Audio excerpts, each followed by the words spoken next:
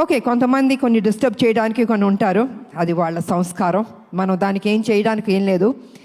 అది వాళ్ళ ఒక సాడిజం అంటారో ఇంకేమంటారో నాకు తెలీదు. ప్రతి ఏ సినిమాకైనా కొన్ని కోట్లు ఖర్చు పెట్టి తీస్తున్న ప్రొడ్యూసర్లకి, అంత కష్టపడి చేస్తున్న హీరోలకి, ఆ టెక్నీషియన్స్కి, డైరెక్టర్లకి ఒక చిన్న అసౌకర్యం కల్పించడం అవుతుంది కదా, ఆ సినిమాని ఇబ్బంది పెట్టడం అవుతుంది కదా. ప్రతి ఒక్కళ్ళని ఇలా బాధ పెట్టడం అన్నది కూడా కరెక్ట్ కాదు. ఈ సందర్భంగా నేను తెలియజేస్తాను, వాంటెడ్గా కొనేది చేస్తున్నారు, నేను చూస్తున్నాను, వింటున్నాను.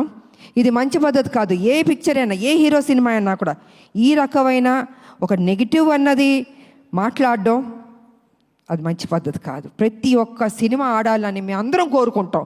ఏ సినిమాని డిస్టర్బ్ చేయకూడదు. బాగున్నది బాగాలేదని బాగుందన్నది వాట్ ఈస్ దిస్? ఇది కరెక్ట్ పద్ధతి కాదు. దయచేసి ఎవరెవరు ఇలాంటి తప్పులు చేస్తారో కొంచెం మీ మైండ్ సెట్ మార్చుకోండి. ఈ ఇండస్ట్రీని బతకనివ్వండి.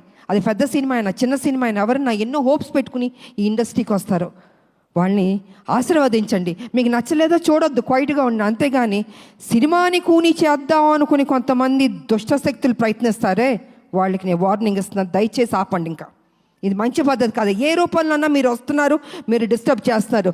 థియేటర్కి వెళ్తే ప్రజలు వెళ్తే అద్భుతంగా ఉంది అంటున్నారు. ఇంత పాజిటివ్గా చెప్తున్నప్పుడు మీరు కూడా ఒక పైచాచిక ఆనందం అన్నది తీసుకోవద్దు. మనస్ఫూర్తిగా దీవించడం నేర్చుకోండి.